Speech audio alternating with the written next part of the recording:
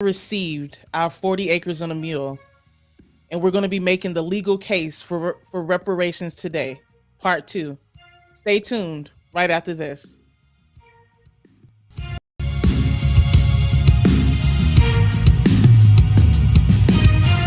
That Corbin and Corbett legal team fighting for the rights of the people. That father-daughter team investing in the youth when the system ain't treating them equal. Providing truth for our people, we able to reach them. So anytime you get accused for a crime and Lord knows you ain't do it, we here to get you through it. Exemplifying prudence and glorifying God, making sure you're compensated for other people's doings. Our vision is to be one of the best. We're small enough to focus on your matter throughout the neighborhoods of Dallas. Working constantly and making sure your rights are protected. A firm team of lawyers, aggressive, effective. A team that has your back in the courtroom. Two well-spoken black lawyers in the courtroom. Investing time and resources when it's evident that you were treated wrong. Now you walking out of Dallas courtroom with a settlement. Corbin and Corbett, the father-daughter legal tag team that has your back in the courtroom. Our purpose is simple: to obtain a favorable outcome for each client and glorify Christ in all we do. Our vision is to be one of the best and most... Hello, Rebels. What's up? This is Attorney Chloe Corbett, aka the Duchess of Justice, and with me I have Attorney Augustus Corbett, aka the Minister of Justice. We provide legal analysis of trending politics, policies, personalities, and pop culture to empower you, yes, you, sitting here watching and listening to this podcast to defy this unjust legal system. With that being said, why don't you go ahead and like this video? You know the information is good. If this is your first time, welcome. Welcome to the Defiant Lawyers channel. We are a father-daughter legal channel. We are a father-daughter law firm. We practice together, and we provide analysis of all the trending news that is happening today from a Black perspective. So if you're new, welcome. Thank you. If you are a returning rebel, thank you for joining again. We're going to be in part two of our topic in our three-series topic, which is making the legal case for reparations. Last week, we talked about just an overview of reparations and kind of the history of why African Americans, why Black descendants of slaves did not receive reparations, and we gave our definition. So we're going to be continuing in this three-part series today, and then we're going to conclude it next Saturday. So with that, Dad, what's up? How's it going? How are you doing today? I am doing so well, Chloe Corbett. God bless you. It's so good to be with you again today as we make the legal case for reparations. Chloe, I am convinced beyond a shadow of a doubt that African Americans deserve reparations. But not only that, I am convinced beyond a shadow of a doubt that African Americans will never, ever be equal politically, economically, socially in America until we get reparations.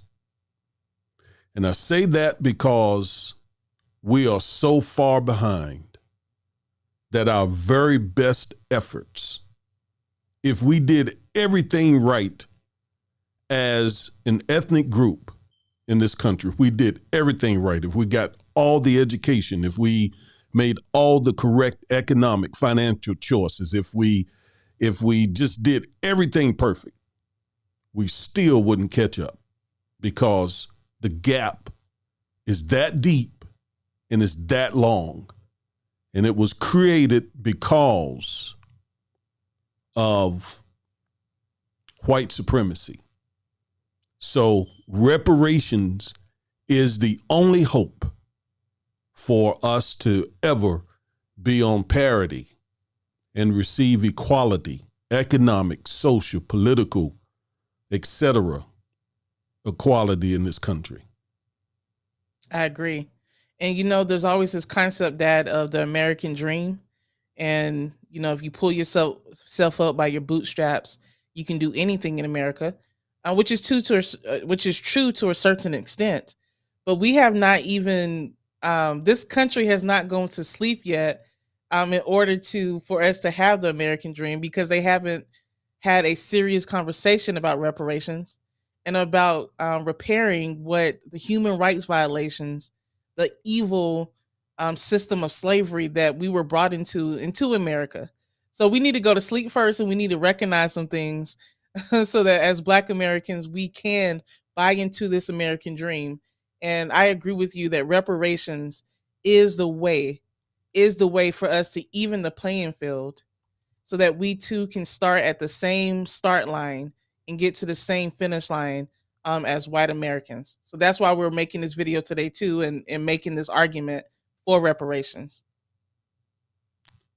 Yes, absolutely. So we can go ahead and get started. We got sort of a late start today, but we can go on and get started. I think what we said last week is we're going to pick up with discussing our definition. So let me pull that up for us. Yes. So that is our definition of reparations. Other people have defined it different than ours, but they're very, very similar. Okay. As attorneys who seek reparations for our clients who have been injured by others, I mean, we have a pretty good idea of what reparations are. So this is our definition. So let's start by refamiliarizing our audience with what reparations are. And while you talk about that, I want to cue up a video by Dr. King. I think he gave an excellent explanation back in 1967 as to why reparations are so critical. Yeah, I always love listening to Dr. King talk about this topic and just topics in general. He was such a profound speaker and man of God. But our definition of reparations is this: reparations is the economic compensation for past injuries caused by intentional, de facto, and systemic injustices for the purpose of redressing past and eliminating current inequalities. So let me read that again. Reparations is the economic compensation for past injuries caused by intentional, de facto, and systemic injustices for the purpose of redressing past and eliminating current inequalities. So let me break that down. So the first element of our definition of reparations requires economic compensation, requires some type of money compensation. Okay, money compensation. For the second element is past injuries. So we know that slavery occurred almost 400 years ago. We know that the Jim Crow South occurred immediately afterwards. We know that, the civil rights movement occurred in the late 20th century. So all of those past injuries, we're saying, requires economic compensation. Third of all, those past injuries were caused by three ways: intentional injustice, de facto injustice, and we'll define that, and systemic injustice or injustices. Okay. And lastly, we're saying that the economic compensation is for the purpose of addressing past inequalities or for eliminating current inequalities. We're going to talk about the wealth gap that is currently in play today, the school to prison pipeline, the health inequalities that we currently suffer, the voting inequalities, and so much more.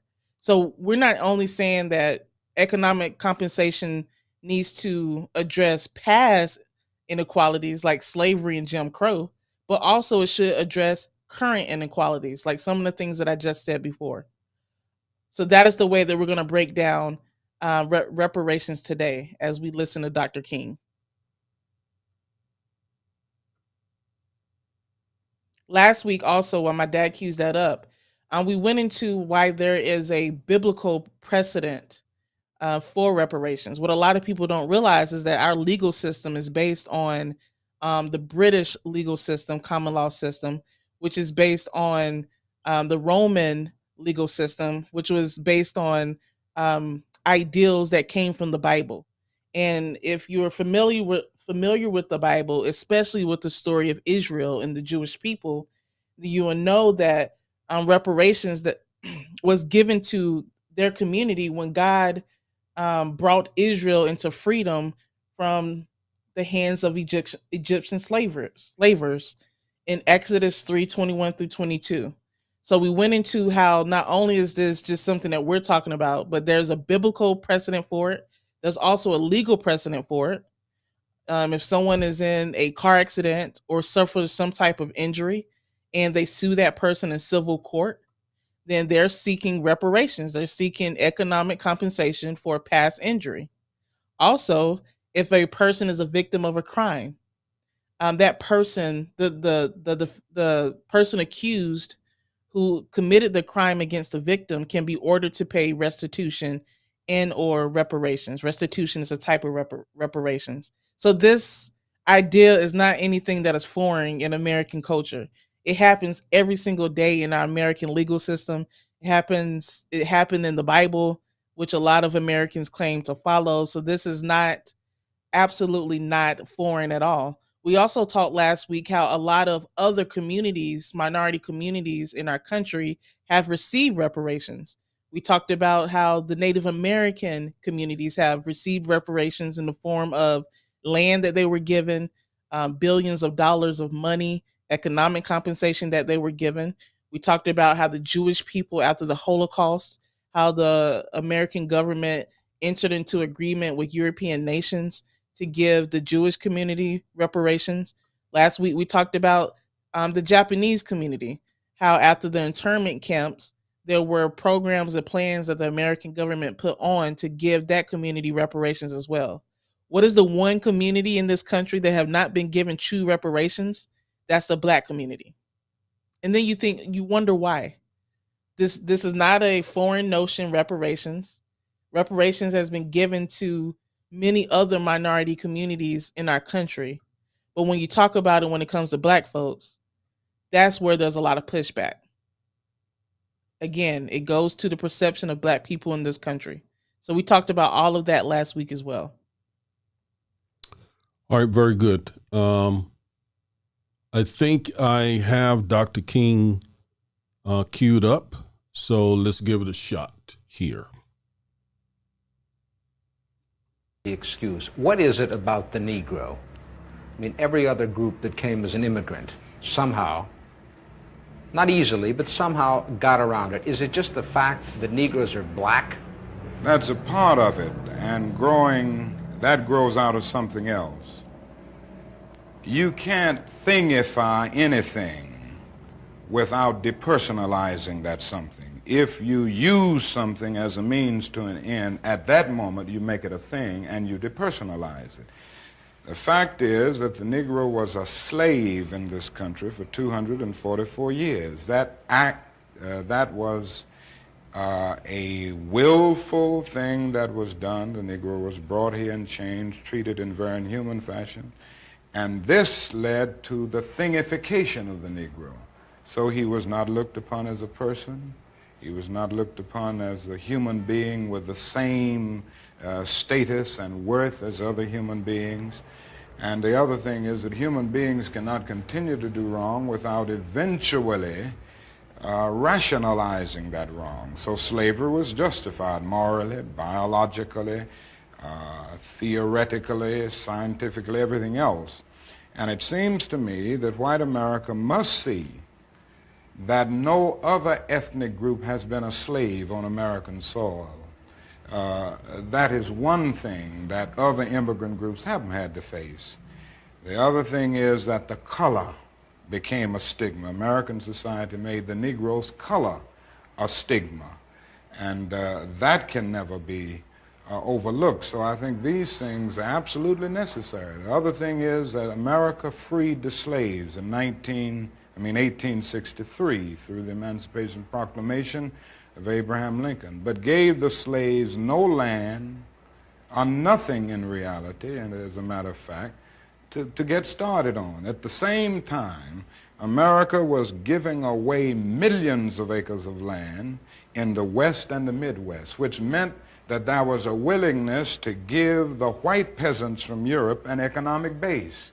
And yet it refused to give its black peasants from Africa, who came here involuntarily in chains and had worked free for 244 years, any kind of economic base. And so emancipation for the Negro was really freedom to hunger. It was freedom to the winds and rains of heaven. It was freedom without food to eat or land to cultivate, and therefore it was freedom and famine at the same time. And when white Americans tell the Negro to lift himself by his own bootstraps, they don't look over the legacy of slavery and segregation. I believe we ought to do all we can and seek to lift ourselves by our own bootstraps, but it's a cruel jest to say to a bootless man that he ought to lift himself by his own bootstraps. And many Negroes, by the thousands and millions, have been left bootless as a result of all of these years of oppression and as a result of a society that deliberately made his color a stigma and something worthless and degrading. There it is. I mean, no one could have more eloquently stated the legal, moral, theological, common sense reasons for reparations. You did an excellent job last week talking to us about the promise of 40 acres and a mule to every freed, enslaved black family in a mule. And that promise was not kept. In fact, you opened this broadcast up with the unkept promise. And so Dr. King says it is a cruel jest. It's a mocking. You're trying to make a fool out of us to say that we're on equal footing and that we can pull ourselves up by our bootstraps when we were liberated from slavery. We weren't given boots. We weren't given socks. We weren't given anything. And so what are you trying to make us look stupid? Are you jesting us? Are you mocking us by suggesting such a thing? And so he brings out, Chloe, how the European peasants received from the Homestead Act millions of acres of land. And then in another video, he talks about how they then also receive subsidies to farm that land and how they received education through land grants to attend state colleges so they could learn how to farm that land. Meanwhile, the newly freed slaves had absolutely nothing. That's how we started out. For 250 years, Chloe, we built this country. Our labor was the economic foundation of this country. This country grew wealthy over those 2.5 centuries. And yet when we were set free, we left with nothing. So they literally had a 250-year head start on us. 250-year head start on us. And there has been another 150 years of Jim Crow and another 60, 70 years or so of systemic racism. And that's why I said early on, and you agreed, that without reparations, the African American will for always be, as a whole, second-class citizens in this country. Now, you got some people, LeBron James just became a billionaire. You got Michael Jordan, who is a billionaire. You got Oprah Winfrey, who's a billionaire. Robert Smith and others, individuals. But on a macro level, we're too far behind. And the only way to bridge that gap is to give us what belongs to us. And that's reparations. Yeah. I mean, we even had a black president, and that didn't solve the issue. You know, we had a black man be the most powerful person in the world, and we're still dealing with the same issues that we were dealing with when Dr. King gave that answer in that interview. So that tells you that even having a black man, a black person at the top, is not enough if there's not a true reconciling of what has happened in this country, if this country does not give economic compensation for the past injury, horrificness of slavery and Jim Crow. And until that's done, I agree with you, Dad, that we won't be on the same playing field as a whole, as a community, as the larger white American community. Okay. And like I said, and that is true whether we did everything perfect from this point on for the next 200 years. We still are just too far behind. I know that sounds very pessimistic, but it's the truth. And we have the data to support it. Reparations, that's the only way African Americans will see true equality in this country. Now, Chloe, go ahead. I was just going to say we have to give a little credit to the American government, because directly after slavery, there was that decree that seized about 400,000 acres of land, and was given to some newly enslaved black folk. But the new president came in after President Lincoln was assassinated and completely revoked that decree that would have made us autonomous, that would have given us that 40 acres and a mule, that would have given us that land and our ability to make our own communities. So that just shows that, look, American ideals are very lofty, and we can talk in pretty terms about how this is the nation of freedom and the Declaration of Independence and the U.S. Constitution. But in reality, when you look at what is actually happening on the ground, not a lot of change has occurred on the ground, on the boots level, with individuals. So the government tried to do it, and the government actually seized 400 acres of land directly after slavery. However, a racist president came in and completely changed all of that. And then we know that President Lincoln was assassinated. So, the Reconstruction, all of that may have occurred if he had still been alive and overseeing all of this, never occurred. Yes. Okay. So we got some comments from commenters.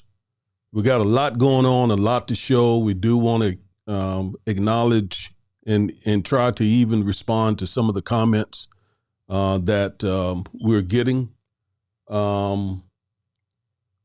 Okay, so let's see what to do here. There's so much to do. First of all, L.A. Thorne, thank you for tuning in and for chiming in. And L.A. Thorne asked several questions that we're going to get to. In fact, I'm itching to get to them. But hold on, we want to get at a certain place. Now, Chloe, we're doing this in observance of Juneteenth, which is going to be celebrated. We're going to celebrate Juneteenth next Sunday. So we did part one of this, given the legal case for reparations last week. This is part two. Next week, we're going to do part three. That'll be the day before Juneteenth. Okay. Ironically, this past week, I was in the city where Juneteenth actually began. I was in the city of Galveston, Texas. The wife and I badly needed some time away, so we went down to Galveston Island and spent a few days on the beach, and it was lovely. It was lovely. Now, I'm from North Carolina. I grew up on the Atlantic Ocean. So, look, I mean no disrespect here, but Galveston is not the Atlantic Ocean, okay? It ain't nothing like the Atlantic Ocean. It's just not. Let's just keep it real. But like the old folks used to say, it's better than nothing, okay? Yeah. And it and it was really, really, really good. The wife and I, you know how your mom hasn't in the past really liked to get in bodies of water like that? Yeah. There's been somewhat of a fear of water. Well, that's Yeah. over. That's totally over. She was, I was so proud of her. That is over. She enjoyed herself. I had to say to her, we got to get out now. She was like, no, I just want to stay here and just enjoy this nice water. So it was really, really, really good. Now, so while I was there, we tried to find some commemoration for Juneteenth since it started there in Galveston. All right. And they got this one marker, okay, that I have a picture of it here. I took a picture of it. This is a marker that is in Galveston, and it has, some things on it, some wording on it that we're going to read. All right. And close to the marker is this really nice mural. Really nice. It's on the side of a wall, on the side of a brick wall. And I got a photo of it. And here it is. And it sort of chronologically shows the story of the African American, from the Africans getting here, being brought here in chains forcibly, and then enslaved. And you see a picture there of Harriet Tubman, a painting of her. And then you see a painting of Abraham Lincoln with chains in his hand, giving him his credit for playing a critical role in ending slavery. So there's that progression. And then there's another part of the mural that I didn't get, actually, that shows like the civil rights movement. So I wanted to bring it up. And now I want to read, Chloe, what this marker actually says. Okay? It's critical to understanding what we're talking about today. All right? Mm-hmm. Let me go there. Okay, where you at here? I can see it on my screen. Yeah, I can see it, but I can't. What I have there is different than what's on the mural, than what's on the marker. Okay, what the writing that you see there is actually General Order Number 3, which was executed by General Gordon Granger, who actually informed the African Americans in Galveston that slavery had ended almost 3 years earlier. Yeah. So, but I want to read what's actually on the marker. Come on here. All right, here we go.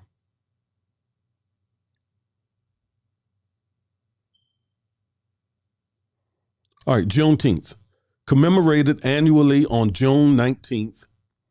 Juneteenth is the oldest known celebration of the end of slavery in the U.S. Emancipation Proclamation, issued by President Abraham Lincoln on September 22nd, 1866. So that's when the Emancipation Proclamation was issued, September 22nd, 1862.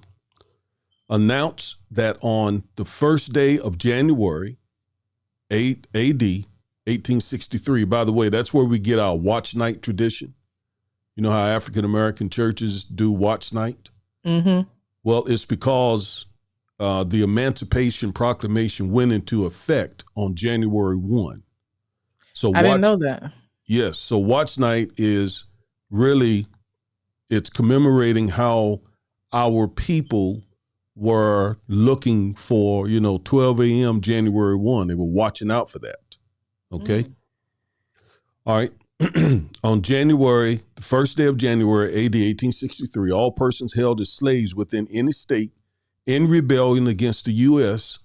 shall be then, and by the way, we see here that the Emancipation Proclamation only affected African Americans who were citizens of rebel states.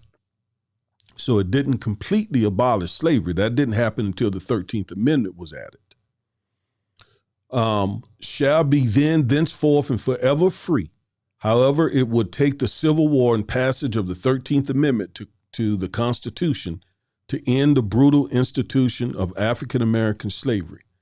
After the Civil War ended in 1865, most slaves in Texas were still unaware of their freedom.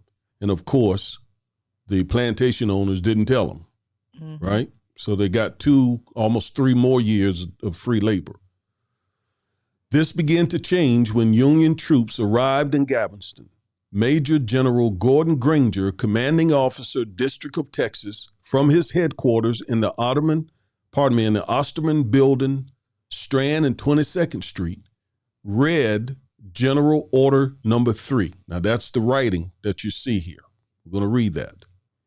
On June 19th, 1865, the order stated, the people of Texas are informed that in accordance with a proclamation from the executive, well, let me just read it from up here. The people are informed that in accordance with a proclamation from the executive of the United States, all slaves are free. This involves, watch this, an absolute equality of personal rights and rights of property between former masters and slaves, and the connection hereto existing between them, because that between and become that between employer and hired labor.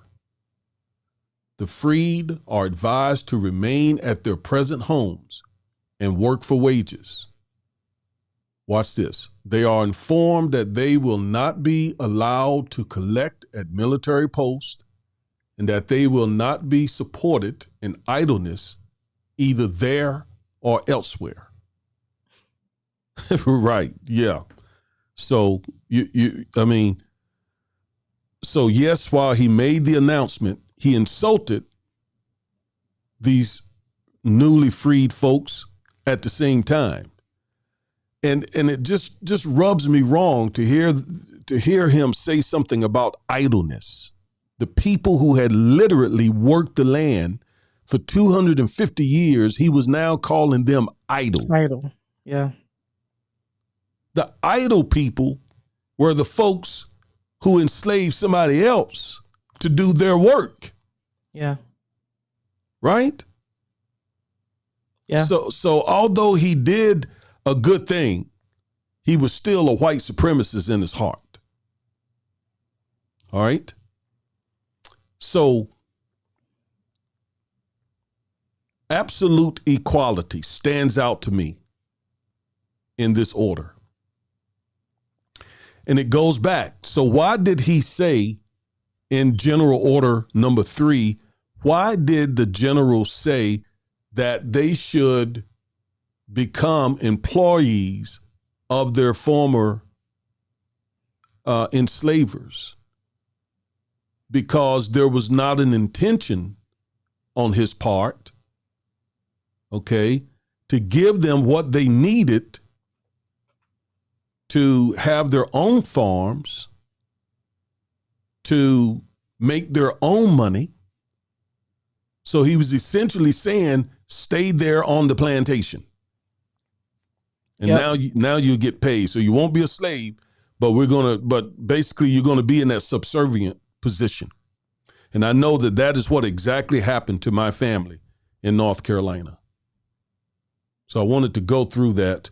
And again, absolute equality, that is on the side of the wall there in Galveston at Strand and 22nd Street, where they got just this marker and the mirror on the side of the wall. That's the only thing that memorializes such a critical day for the African American community. Well, again, it's pretty words, but it no real effect, honestly. Just like you said, and not the free black people, they did not even become really employees.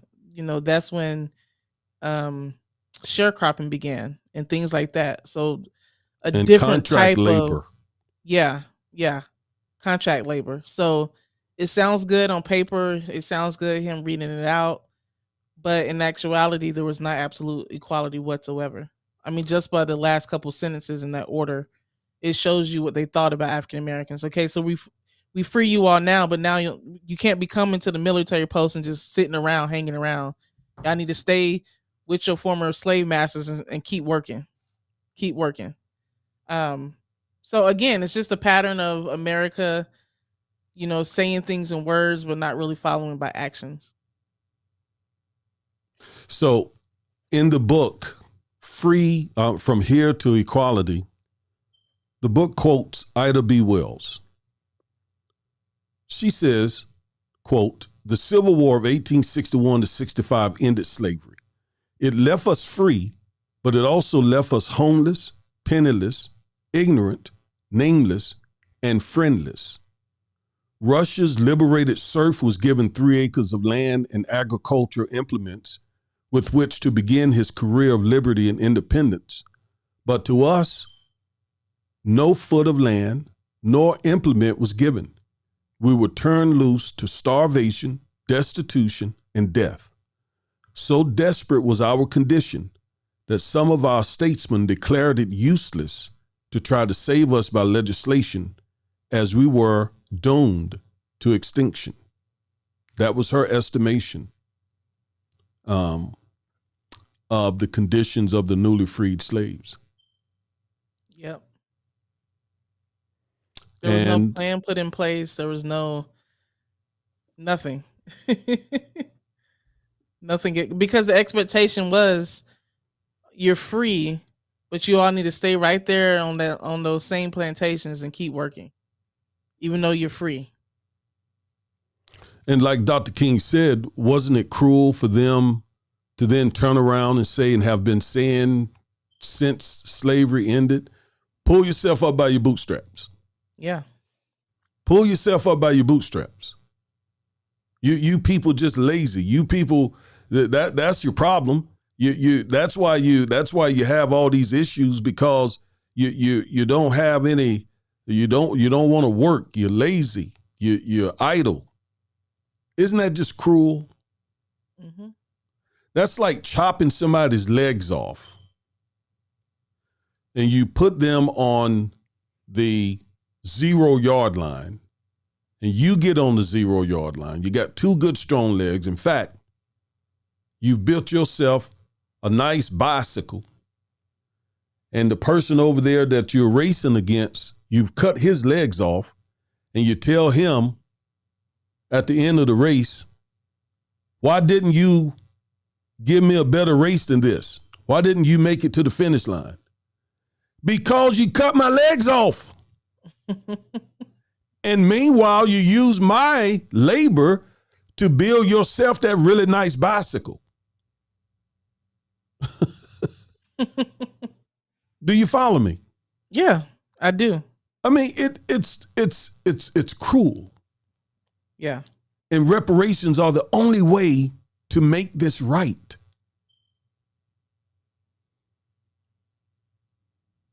Yep.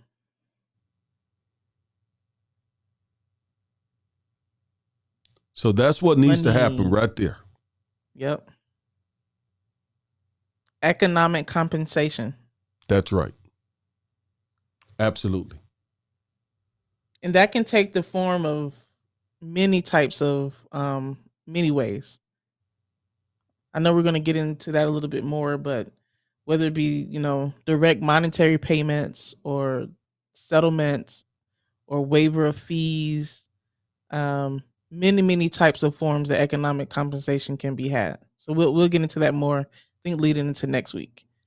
Well, Chloe, one of the frustrating things as we talk about reparations is the ignorance around racial inequality, and not just by white people, but by blacks as well.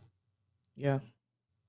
There are some blacks who hear the word. We know whites, many whites are not for reparations. I mean, that we know that, and we expect that, quite frankly.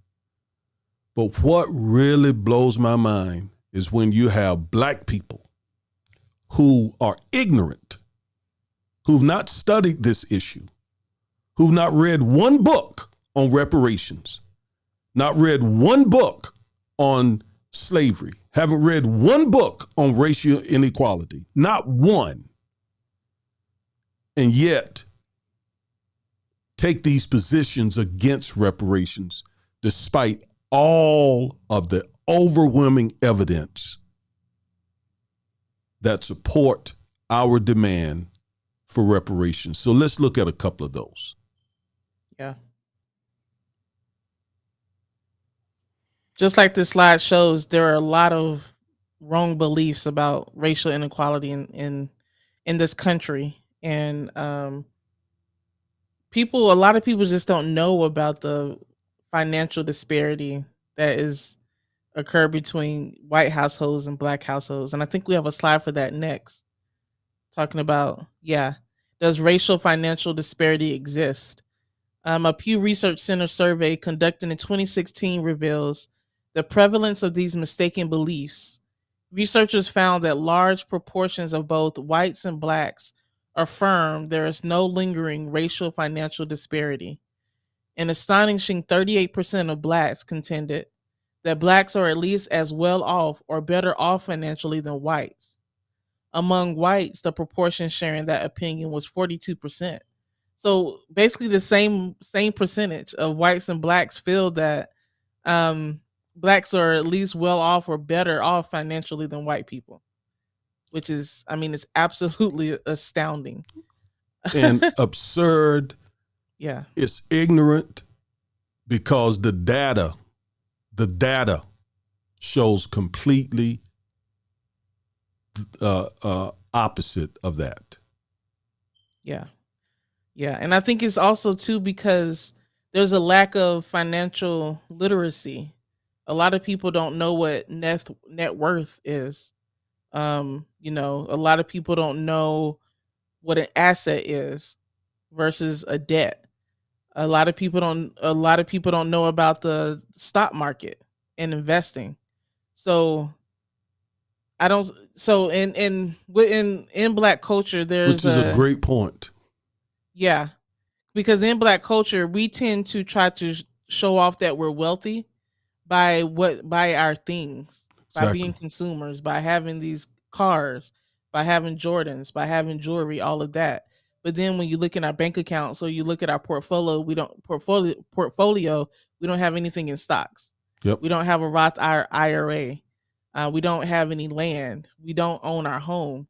So I think this this is just my speculation that black people are saying this because they're seeing, the rappers and movie stars and even middle class black people having the BMWs or having jewelry and all of that, but not knowing what true net worth is. Well, I agree with you, and that's why that ignorance frustrates me, because rather than expressing these uninformed opinions, go study. Go read. That's not cool today, Dad. That's old school. That's not cool. And reading is not cool. Reading is not cool. Not now. Not in this culture. Being on social media is cool, and listening to, your favorite celebrity, what they have to say, or these pundits. Not doing research and getting into the articles and the books and looking at these studies. That's not cool anymore. Most Americans don't do that, including black people. They just go based off of what they hear and what they see on social media. Well, then be wise enough to keep your uninformed opinion to yourself until you go and do your homework, your research, so that, the Bible says, no one knows a fool is a fool until he opens his mouth. Okay? That's in Proverbs. All right? Yeah. Now, Chloe, if you want to, go ahead and read the other side. I want to go back to L.A. Thorne's questions. Okay. Are blacks treated fairly in courts, banks, etc.? No. But in addition, 38% of white respondents to that to that study, believe the nation has already made all, policy changes needed to give blacks equal rights with whites. A majority of white respondents thought blacks are treated as fairly as whites in the courts. More than 70% of whites thought that blacks are treated similarly to whites when applying for a loan or mortgages in the workplace, in restaurants, and when voting in elections. That's absolutely astounding that almost half of those white respondents first thought that all the policy changes that were needed to give blacks equal rights had been done already. What? What? Reparations, the George Floyd and Policing Act, voting statutes, so many. So as of 2016, when they answered, they thought everything had been done, all the policy, we don't need any new statutes, no laws, no new court opinions to give blacks equal rights. And then on top of that, for 70% of white people to think that blacks are treated similarly with mortgages and loans, we know how these banks are. So I mean, wow, my mind is confounded on those statistics. Yes, and we're gonna show why all of that is just such foolishness. All right, now let's go to one of these. I'm getting an Amber Alert. Let's go to L.A. Thorne's question here. So, how would you defend blacks owning slaves? And when the Civil War ended, both black and white slave owners got compensated for their loss. That is what I would call a red herring. Because we know, or at least I do because I've studied, that the overwhelming majority of plantation owners were white. And the scarce, minimal amount of black folks who owned other black folks in slavery is really inconsequential. We appreciate the question. We appreciate the input and asking the question, but it is a question that, again, it's a distraction. It's a red herring. We're talking about 250 years almost of slavery that was written into the U.S. Constitution, that was based on the argument that black people are inferior, that black people are subhuman, that black people are 3/5 persons. And most of the people who therefore enslaved blacks for those 250 years, the overwhelming majority of them were whites. Now, L.A. Thorne also asks, will you ask the Native Americans who held you longer in bondage, long after the whites, for reparations? No, because the Native Americans suffered a grievous injustice as well. Because the same whites who forcibly brought blacks to America and enslaved them are the same whites who violently robbed Native Americans of this land.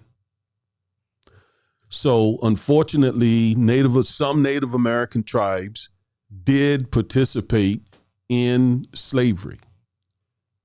I think they did so, from my research, meant that they did so trying to sort of appease and somewhat try and be in solidarity with the Europeans.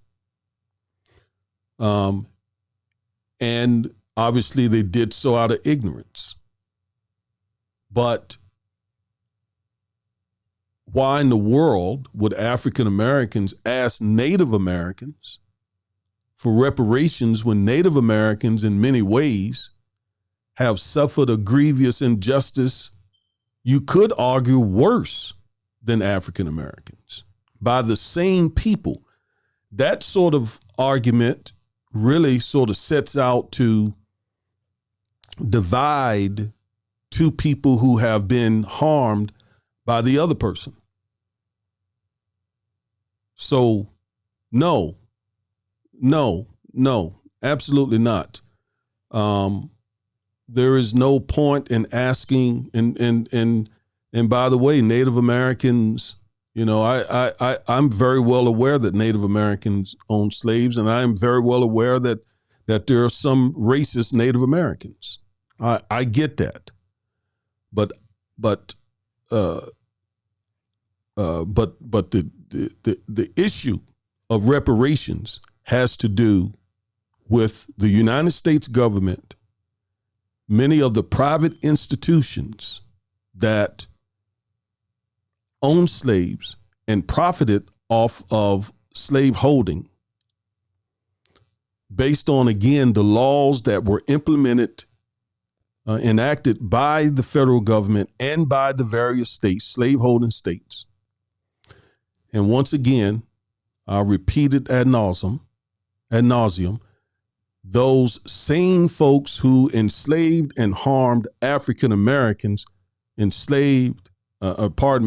a grievous injustice to Native Americans. It's unfortunate that Native Americans participated in slavery.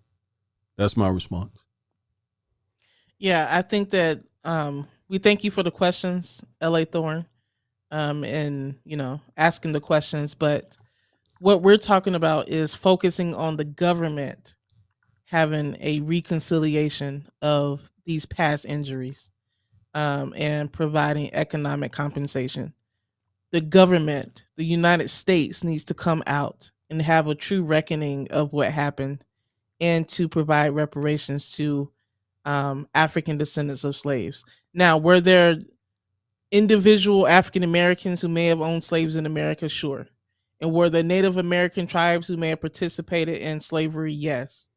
But slavery was a government, United States sanctioned practice system that was encoded in our Constitution, in various laws, both federally and statewide. And the government needs to come out and address these issues.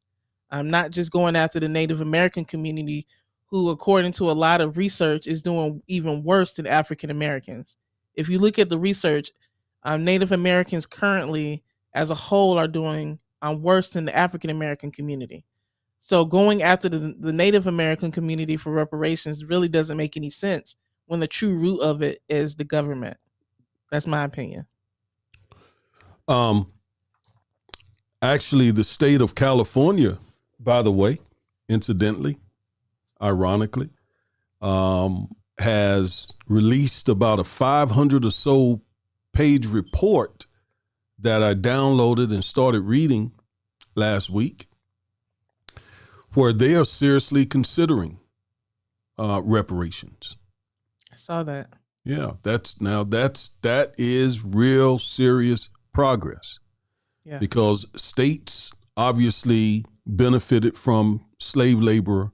The federal government, as you explained, Chloe, set it in motion, put it in the national constitution, and so on.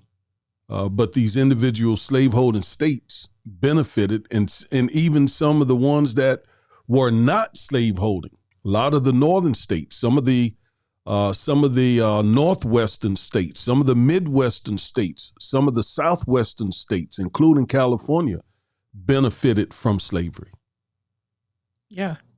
If, a person wore a shirt made out of cotton, or some type of other fabric made out of cotton, they benefited from the system of slavery at that time, both from the South to the West as well. That's right. Are blacks lazy? Yes, because, I'm this book folks, this book, you need to just read this book. All right, From Here to Equality. This is a Duke professor and a co-writer who is in this space. And let me tell you, they wrote, I think, the best book on this topic. They did the research. They filled the book up with a lot of data.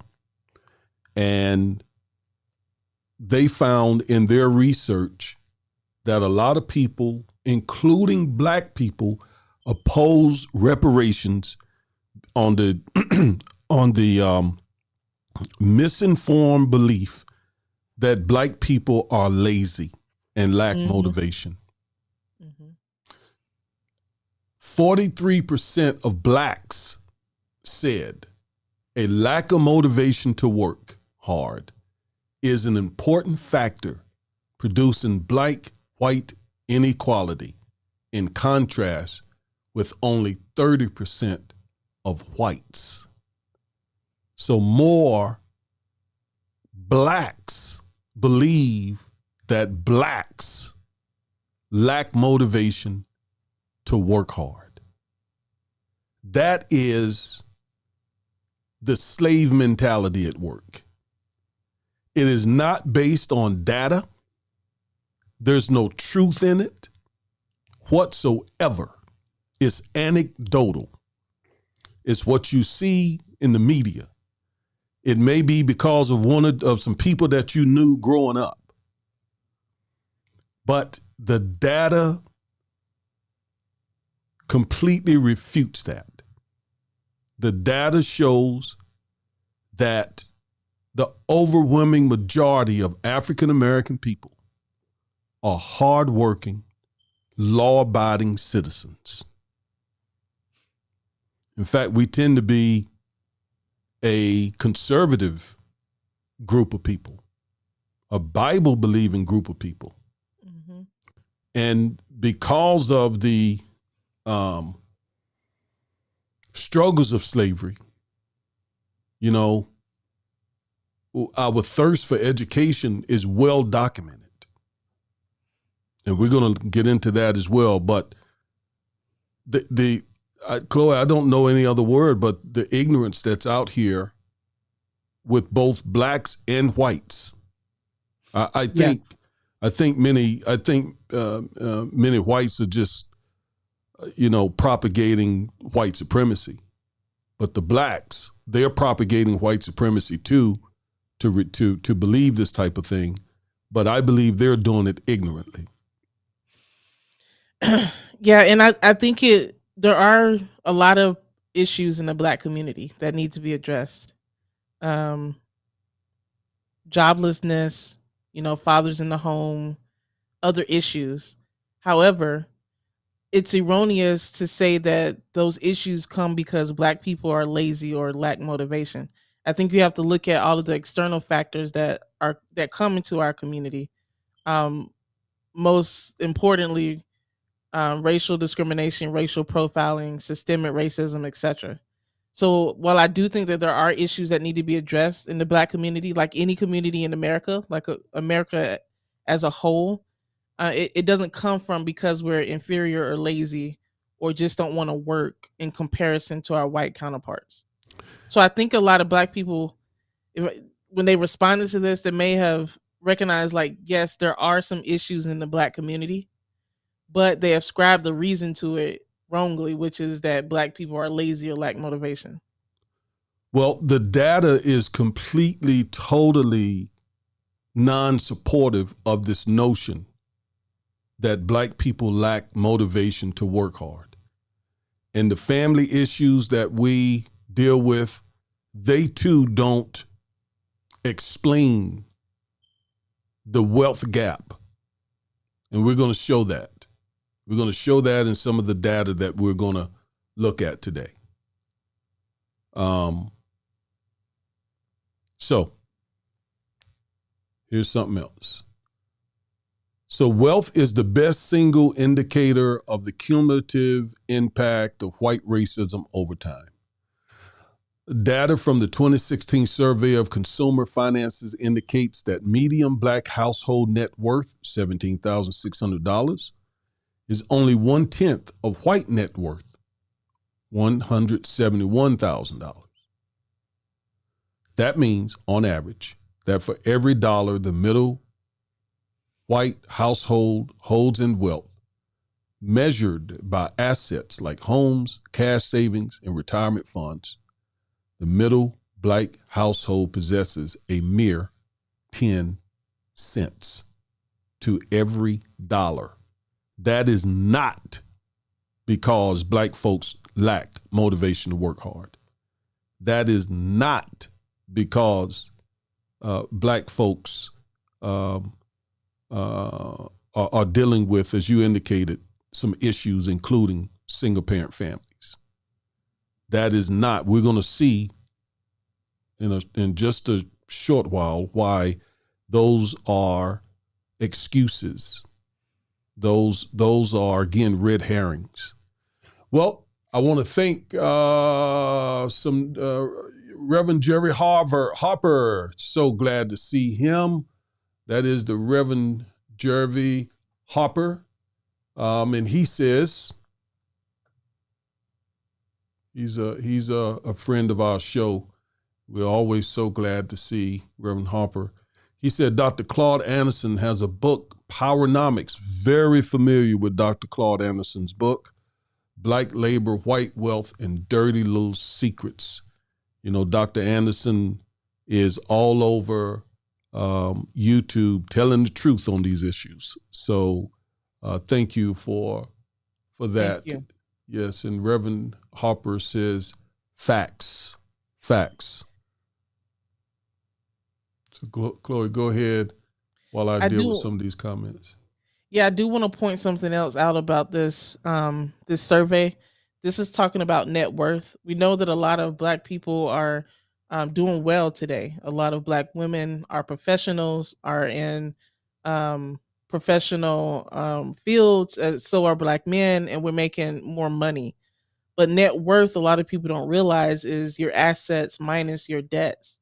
And because so many black families don't have net worth to be able to put their kids through college so they don't have to get debts. So even a black professional who has a good job, a good paying job, has a good income, but then if they have, 6-figure student loan debt, then that will subtract from their assets, which means that their net worth is lowered. So even though we're doing well, we may be making good income, good money. If you have a lot of debts like student loan debts, car loans, credit card debts, that takes away from whatever assets you may have, and that lowers our net worth. So we may have a home, we may have some money in savings, but we may have a high asset to debt ratio that gives us this $17,000 net worth number. But some people are just on the spectrum where they don't have any assets at all, and it's just mostly debt. So I just wanted to point that out as well. In fact, it's predicted. Economists are predicting that by 2050, African Americans as a whole will have zero wealth. Zero. Which means their assets and their debts are the same. They don't have more assets. Or they are underwater in that their liabilities exceed their assets. Yeah. TSM, thank you for joining us. And TSM says, ask NBA players about the wealth gap. Well, I think TSM is trying to suggest that because there are some wealthy NBA players, that means that there is no wealth gap between blacks and whites. And well, let's ask that. Let's ask him or her to clarify what they mean by that. All right, please do. Yeah. All right. And TSM then says George Floyd worked very hard. I have no idea what is meant by that. And all I would say to that is, may George Floyd rest in peace. He was lynched publicly, and we are happy. We're not happy, but the folks, the one person that we saw lynch George Floyd was held accountable. We're not happy because no one won in this matter. and the other officers who assisted Derek Chauvin will probably be held accountable as well. So we're not going to disparage George Floyd if that's what that comment was all about. I don't know. Again, clarify that as well. But in these circles, that is on this show, in this broadcast, George Floyd is celebrated because George Floyd should not have died the way he died, being lynched before our very eyes. Yep. TSM, have you ever heard of Thomas Sowell? I certainly have. Absolutely. Have read several of Professor Sowell's books. He makes some good points. And, no one is completely wrong all the time, but I strongly disagree with Professor Sowell on many, many issues. Now, What are some of the things that Professor Sowell? I'm not familiar with Professor Sowell. He's an ultra conservative African American professor. Okay. And so he espouses all of the talking points of Black conservatives. In fact, you could consider him the modern day father of Black conservatism. And so therefore he is the darling of white conservatives, right? So he's like Clarence Thomas is the person on the highest court of the land that white conservatives celebrate. Thomas Sowell is like the thinker. He is the professor. He is the one that writes the books and offer the academic reasons for Black conservatism. And of course, again, whites love him. So yes, I'm very familiar with Thomas Sowell and Walter Williams, and Shelby Steele, and who else? I mean, you can go on and on and on. Larry Elders and many others. And the reason why I'm familiar with these people, TSM, is because you may assume that I am a Democrat and that I am a liberal, a progressive. And if you made that assumption, you would be very wrong. I am not a Democrat. I am not a conservative, a Republican. I am a committed Christ follower. And as a committed Christ follower, the Bible informs my beliefs. Not a political party. I'm not a partisan. I strongly disagree with Republicans on some issues and strongly disagree with Democrats on some issues. And then I strongly agree with both parties on issues, which is why I'm neither. I'm neither. I'm an independent voter. I've been both. I was a Democrat and I was a Republican. And I'm now neither. And that is best for me because, again, I think they both miss things on miss it on some very important issues.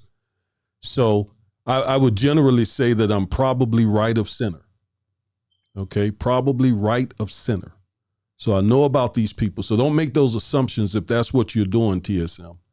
Don't make those assumptions. Most Black people are probably lean conservative, and therefore agree with some of what Thomas Sowell says and agrees with some of what Clarence Thomas says and so forth.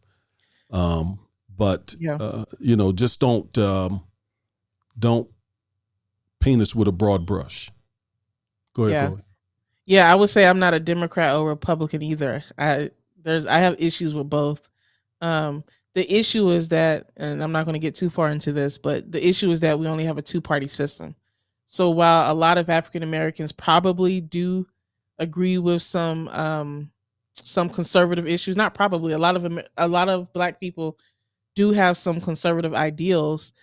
We tend to vote more Democrat because those are the only two options that we have: Democrat, Republican, and the Democratic Party often associates itself with the issues that we're talking about, like racial inequality, reparations, etc. Even though they don't do enough either.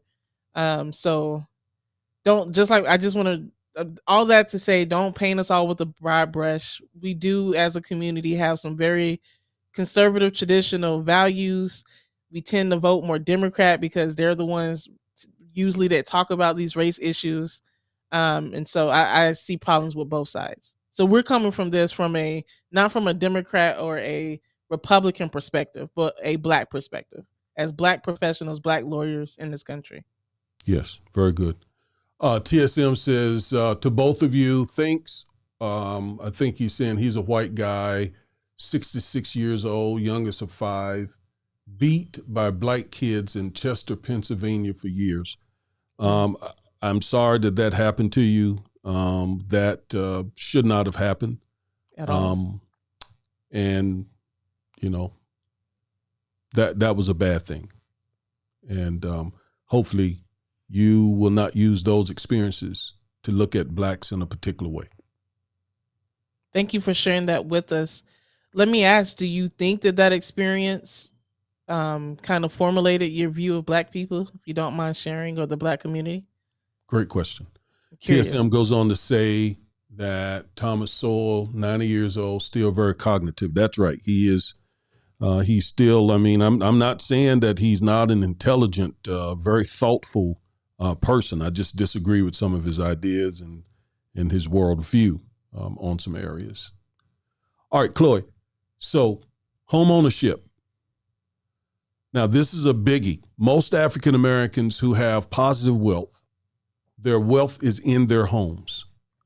And from Here to Equality, the authors give this bit of information. In 2014-15, for African Americans living in Los Angeles, home ownership, 42% was slightly higher than that of the city's Asian Indians, 40%. So there were more African American homeowners in LA. However, watch this.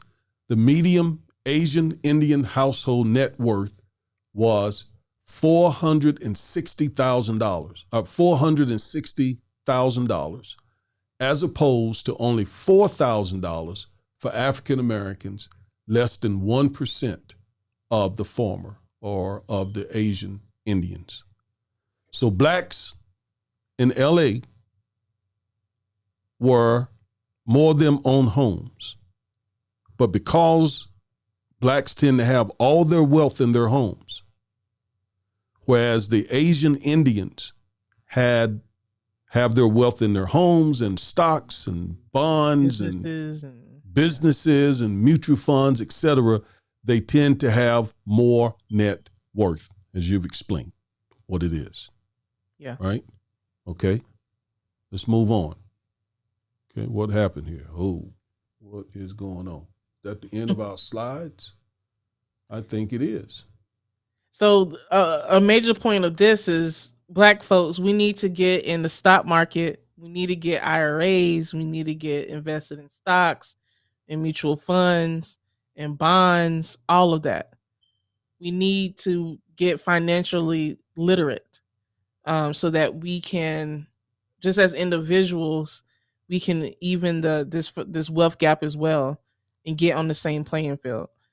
And I know that I think we have someone coming in the next few weeks coming to the show who is an expert at this and can educate. Yes, Sean DeRoe. He's coming in 2 weeks. He's a financial expert, and we're going to pick his brains, about, just how to deal with all the stuff, all the inflation and all that's going on right now. Sean is a wizard in this space, a guru. And so, we are looking forward to having Sean. Couple other things I want to show from the book, Chloe, before we get out of here. All right. So I think you all can see my screen, right? Yes. All right. So what the book is dealing with and what we are sharing here is the book is refuting the ideal that Black Americans are in a very bad financial situation in this country because of lack of work ethics, or because of even single parent families, or because of those kinds of cultural things.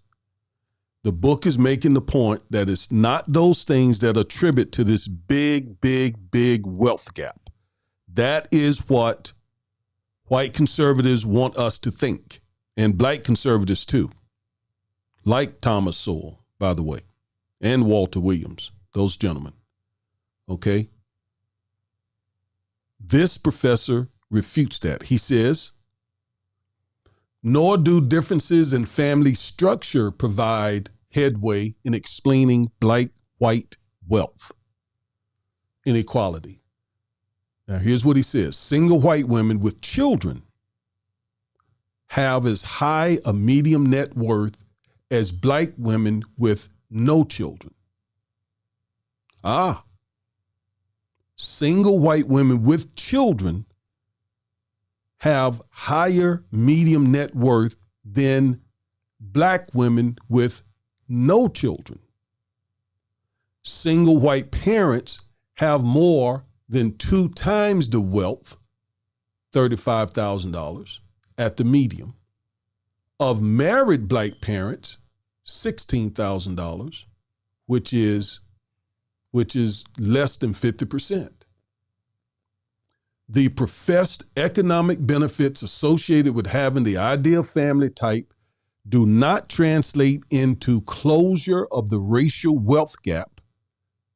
Being a stable, married, 2-parent black family far from evens black and white wealth levels.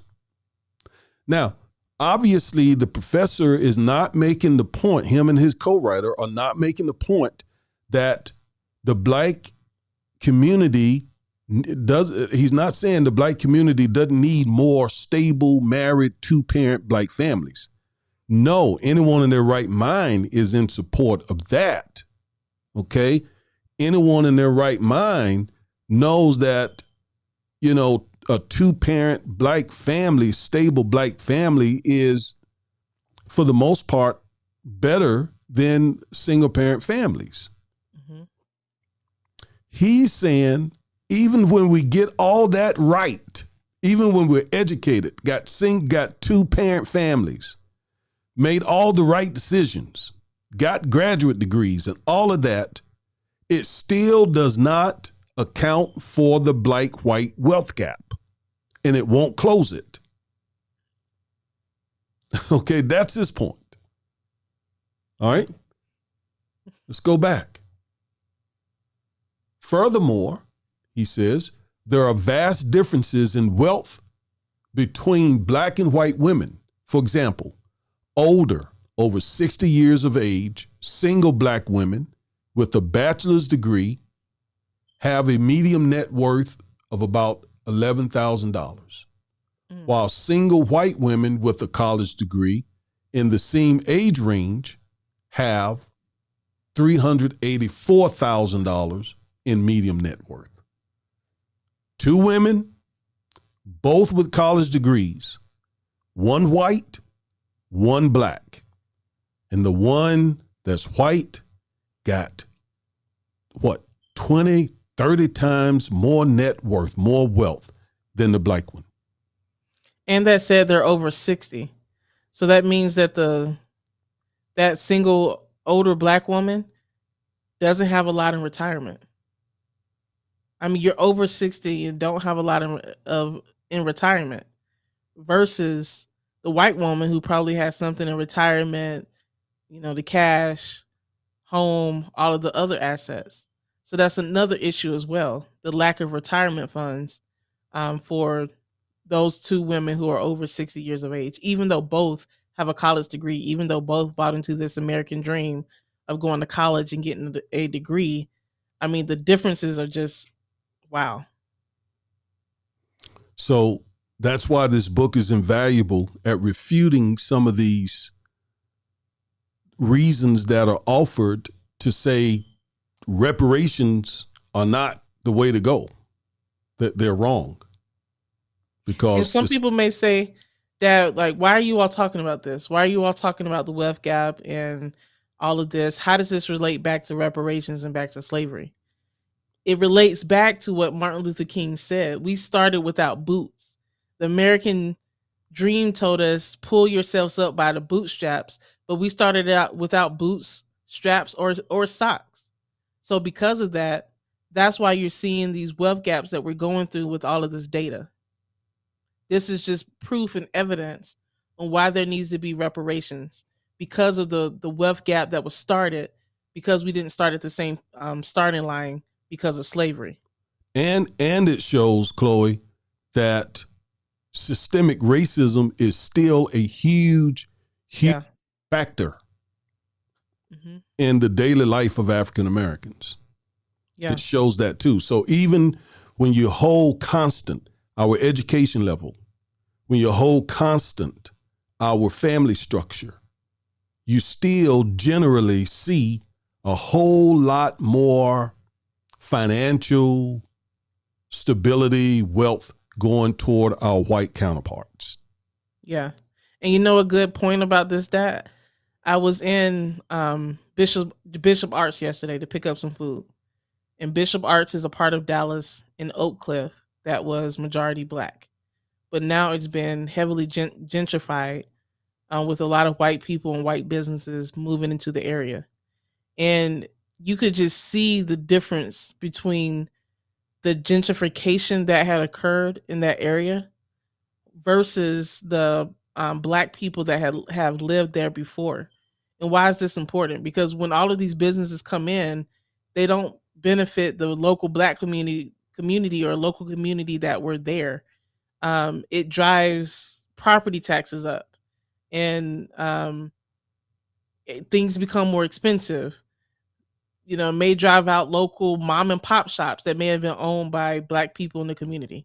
So again, and then on top of that, a lot of banks don't give the same rates to mortgages when a black person wants to own a home or wants to move to another neighborhood. So to me, that just the gentrification that I saw just shows the systemic racism that is still occurring in our country today. That's right. And that's the point the book is making. The book argues that reparations are based not on just slavery and Jim Crow, but the continual systemic racism that is occurring today as well. Yeah. All right, let's read this.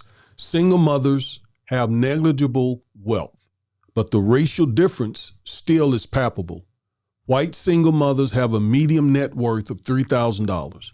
But black single mothers have a median net worth of $0. While young adult, 20 to 29 years old, single white women who have completed college have a median net worth of $3,400. Single black women of a similar age and level of education have a median net worth of negative $11,000. Yikes. So let's put that in actual reality. What does that look like? Please. So a white woman, black woman, 25 years old. They both have a bachelor's degree, let's say in I don't know, biology or something. What that means is the white woman either has some type of assets, like a home maybe that was passed down to her from her family. Yep. Or the parents may have given her some cash and or paid for her college so she didn't have to take out student loans or help subsidize her college education. Yep. The parents may have started an account for her, investing account when she was a little kid that now is available. There may have been some trust that was there that now she can tap into. Yep. Versus the black woman may have had to work hard, put herself through college, taking out student loans, $100,000 in student loans to get that degree. May not have had, anything passed down to her, no type of investments, no just liquidated cash that was available from her parents. So that's where the inequality, starts with. So So could it's yeah, but what we're trying to do, you said it so well. What we're trying to do is show that is connected to race, yeah. right? Hmm. And we're trying to do it in a little bit of time with all this data. And that's why I keep saying, read. This is a good book here to go and get a copy of. This one, From Here to Equality. It's just one. It's just one. There are many. I've been in this space for 30 years, over 30 years studying this. Okay? And so there is a racial component to these inequalities that we're talking about here. Look at this. Black household heads with a college or university degree have about $10,000 less in median net worth than white household heads who never completed high school. Blacks What? who, yes, Wow. yes. So black households with a college degree have $10,000 less in net worth than white households who never completed high school. That's right. Do y'all get that, guys? Wow. Okay.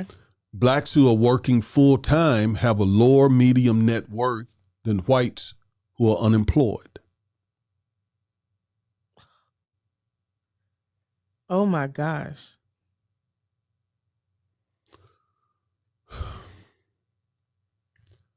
Blacks in the third quintile of the income distribution have similar levels of medium wealth as whites in the lowest quintile. That means that on average, blacks whose incomes were about $60,000 in 2014 had a level of medium wealth of about $22,000, while whites whose income were less than $26,000 had a median wealth of about $18,000. Blacks in the lowest quintile had a median wealth of a paltry $200. Mm. Again, that's that. It's the income versus wealth.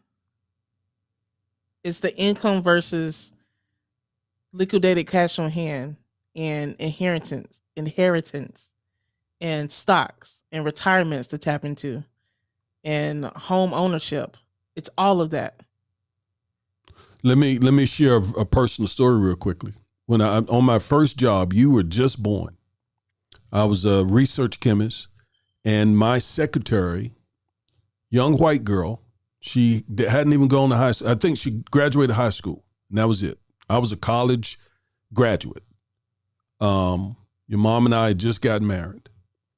So my young, about 18, 19-year-old secretary told me that she married a young man who also was a blue-collar worker. He didn't have a college degree either. But she said they had bought a home and they put $50,000 down on that house because she said her parents gave her $25,000 when she got married, and his parents gave him $25,000 when they got married. And so they put that 50 toward the house, and they had a 5-year plan to pay that house off completely. Mm. This was a white girl, about 19 years old, my employee, my secretary, making much less money than me. But her family, as you were just saying, was able to give her something my family absolutely were not able to give me any of that. Do you follow me? It reminds me of the Donald Trump when he said he got a small loan of how much money was that? $1 million. Just a, That's what just we're a talking small amount of money. Yeah. To start life with. Yeah. A little more. Another manifestation of America's huge and growing wealth divide is evident in the scale and type of Black corporate ownership.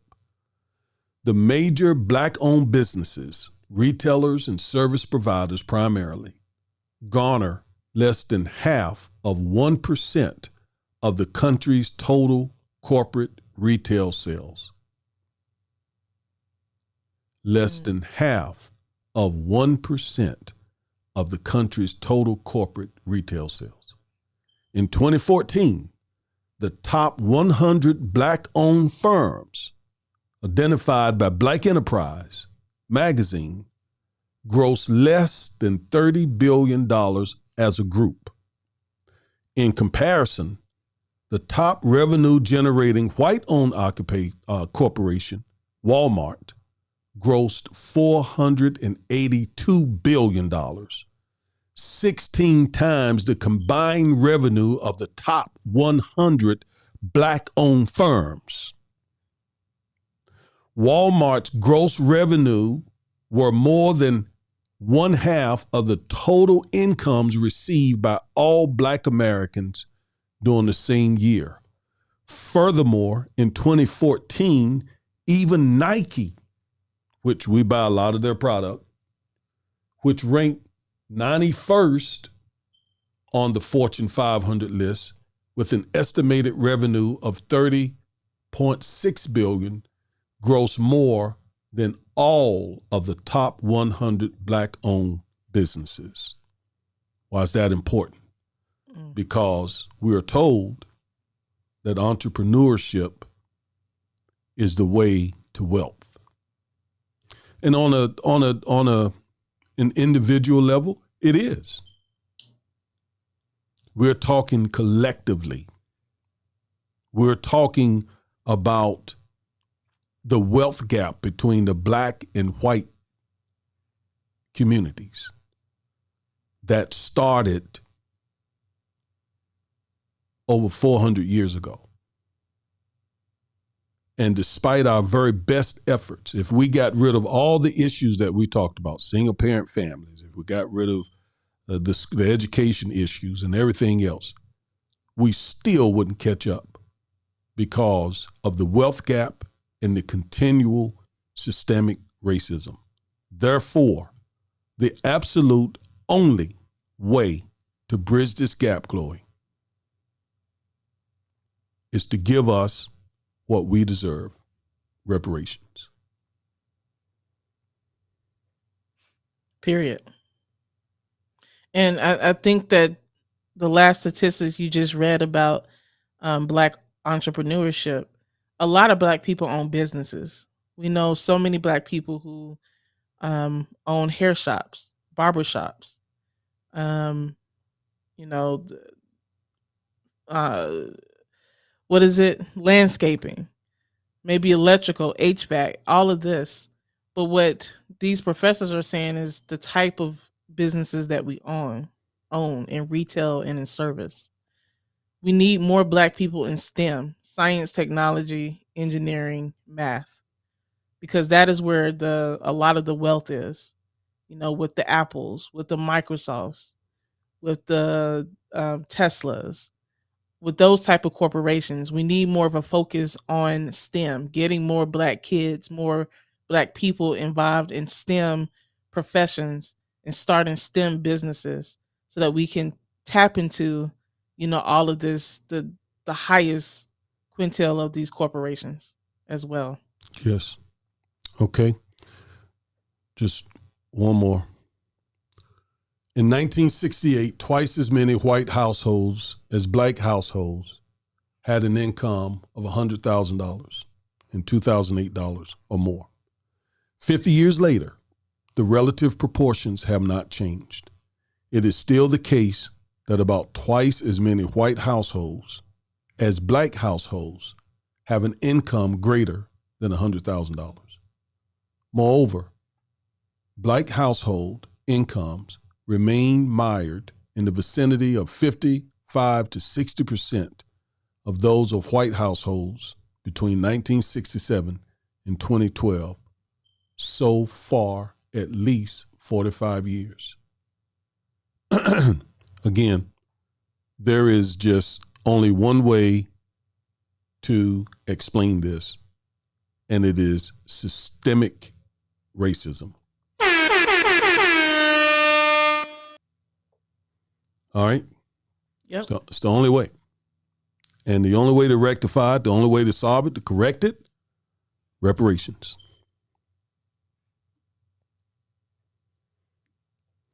There it is, folks. And this is just part 2. We haven't even gotten to the part 3. Yeah, we ain't got to the good stuff yet. Yeah. We're not going to come to you all with a bunch of anecdotes, a bunch of opinions, talking points. We're going to come with the data. We're going to come with the research. We're not concerned about the rappers, the NBA players, the few in Hollywood who are doing very well. We're not going to get distracted by that. We're talking about the Black community collectively. And collectively, we are way, way behind the white community. And it's not because we don't work hard. It's not because we have a criminal gene. It's not because we have a lot of babies out of wedlock. Those are things, of course, we need to address. But they don't attribute. They don't explain the numbers that we just raised with you. Because we saw even college-educated Black women do worse than college-educated white women of the same age. So that refutes that right there, right by itself. Yeah. We're going to come with the facts, guys. Keep in mind, we are attorneys. We have to have evidence in court. We have to be able to back up our arguments. The judge is not going to want to hear just a lot of our opinions. In fact, that would not suffice at all. The judge is going to want to know, okay, what does case law say? What does legal precedent say? What type of evidence do you have to back up the arguments that you're making? So that's what we try to do with this show as well. It's not just a lot of our opinions, like a lot of other shows or that you see on YouTube or on social media. We're facts-based. So next week, we're going to finalize this series, making the legal case for reparations. You saw here the evidence. You saw the data. You saw the huge disparity between Black net worth and white net worth. You saw it for yourselves, and we encourage you all to go read that book, From Here to Equality, so that you can see it for yourselves and do research for yourselves. And not only just take our word for it, but research yourself, see for yourself, see what we're talking about. And it becomes clear the more that you research and look into this, that reparations must be done in order to get the Black community on the same playing field as the white community. Yes. So thank you all for tuning in. Want to shout out TSM. Thank you for tuning in and all your comments. The last thing that TSM said, pardon me, is ignore my facts. No, we're not ignoring your facts at all, TSM. We just have a show that we're trying to get to and some information that we're trying to dispense. We appreciate all that you said. Thank you for tuning in. Shout out to Alicia for tuning in. Reverend Jerry Hopper, thank you, sir. And all the rest of you. It was exciting having you again today. Chloe, always enjoy coming with the heat, baby, with the heat. Yes. Right? That's what you're going to get on this show. That's right. So listen, Like, share, subscribe. Like, share, subscribe. The Defiant Lawyers. Until next week, you all be good. Peace. Peace. God bless y'all. Bye.